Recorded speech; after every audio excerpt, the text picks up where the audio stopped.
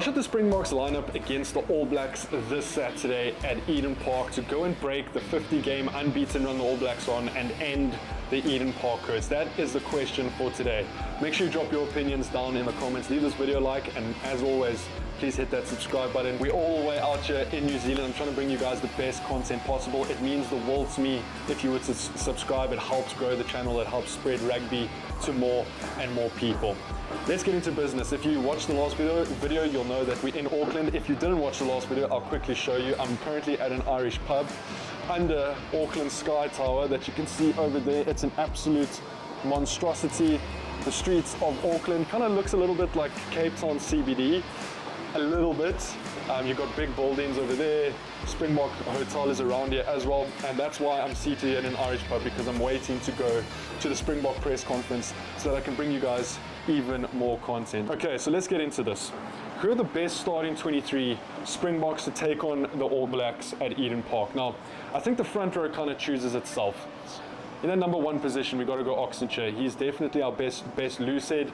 He's going to get us a go forward ball. He's going to dominate at scrum time. We know what we're going to get from Ox. His prop partner, it's a mix-up, and I addressed this in my video earlier. Volkolo, Thomas Atoy, Vincent Koch. I think we have to start Volkolo. Just on form, how he's been scrumming, and I think if we can put the All Blacks under pressure at scrum time and win a couple of penalties there, it's going to make the game a whole lot easier to win, because we're either going to be going for poles or our territory game is going to be inside the All Blacks half, which is massive in a big test like this. Then into that hooker position. Now we don't have Bongi Manambe. He stayed home for family reasons. So it's Malcolm Marx or Manus van der Merwe. Now I think this kind of picks itself. I think we have to start Malcolm Marx. He hasn't been great, let's be honest. Over the last 6 games or so, it's been a bit wary at line-out time. But I think Malcolm Marx is a big match player, and I think he will step up for us here.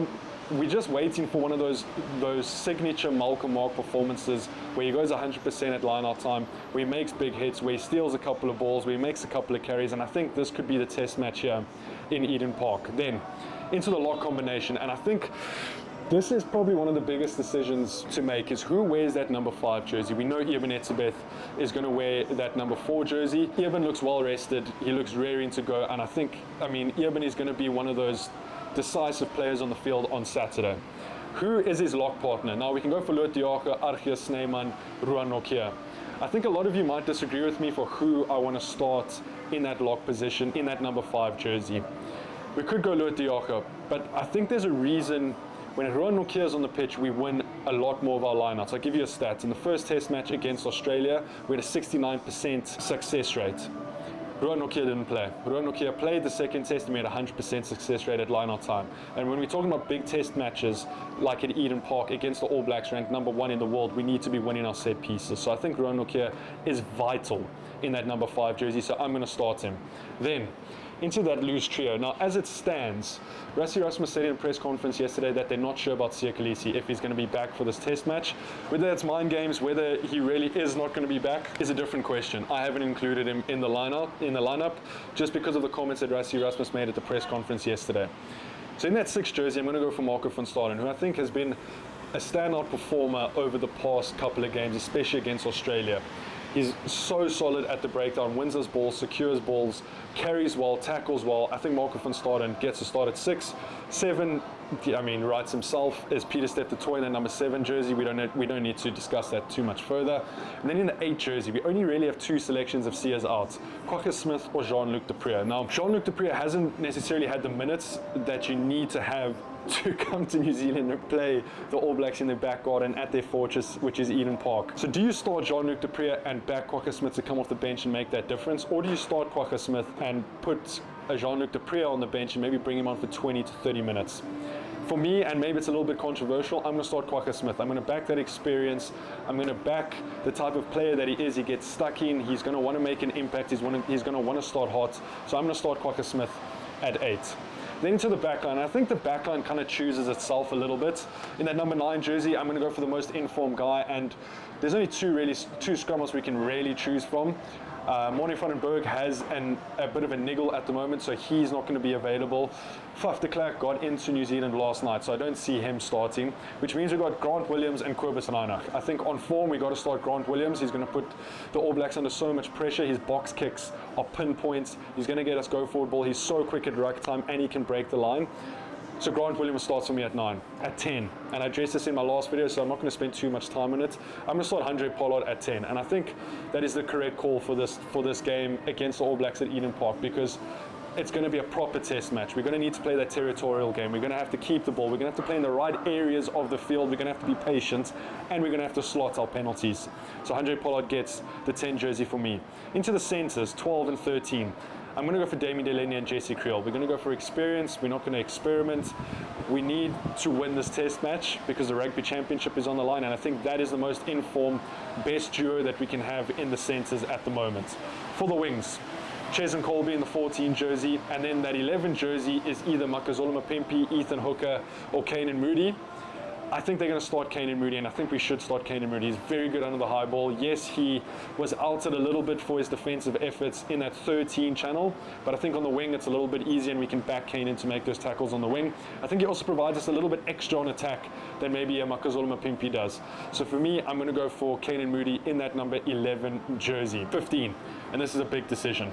Apelele Fassi, Damian Willemse, or Willie Leroux. There is an argument to be made to start Willie Leroux. I don't think he has the minutes under his belt this season to start at Eden Park. Apelele Fassi, in my opinion, is probably the most informed 15 at the moment. And you've got Damian Willemse, who you can absolutely never write off. These are the games that he lives for. He's a big match player. He has so much BMT, so much temperament. He's cool, calm, and collected.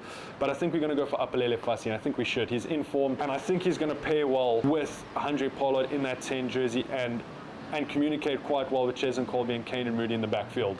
We then move over into the bench, and I've gone for a classic 6-2 split. There's an argument to be made for the 7-1. I don't think we'll do it. There's an argument to be made for the 5-3. I don't think it's wise. So I'm going to go for a 6-2 split. I'm going to run through the bench quite quickly. Marnus van der Merwe chooses himself in that hooker position. In the props, I'm going to go for Jan-Hendrik Wessels and Thomas du Toit. Vincent Koch misses out for me in that tight head position, but I think Thomas and Jan-Hendrik Wessels will do a job. Jan-Hendrik Wessels has been in great form, so I think he deserves it. I've gone with 2 locks. One is a utility, Franco Mossad and Archie Snyman. Franco Mossad can cover sort of 6, 7, 8, hopefully, as well as lock. Peter Steph can also move into lock if need be. And then obviously we know what Archie Snyman brings onto the pitch as an impact player with those offloads and those carries, which means I have left Loot de Jager out, which is a massive call, and I think it's just we have too many quality guys to pick from, so someone's going to miss out. And for me, it's Loot de Jager, which is quite controversial, and you guys might have something to say about it in the comments, but that's what makes this fun. Everyone has their opinion. I'm a fan at the end of the day, so are you, so drop your opinions down in the comments. Our final forward is Jean-Luc Dupré, and I think we do need him on the pitch. We need him to come on in that 8 jersey. Maybe Kwaka shifts around to 6 or 7 or centre. You never really know where Kwaka can play. But Jean-Luc Dupré gets that final spot on my bench in the forwards, and then my 2 backline players are Kobus Reinach and Sasha Feinberg and Gumazulu. There's an argument to be made for Damien Willemse in that 23 jersey, but I think Sasha provides us a little bit more utility, 10, 12, 15. Yes, Damien can also play those positions, but I do think we're going to go with Sasha.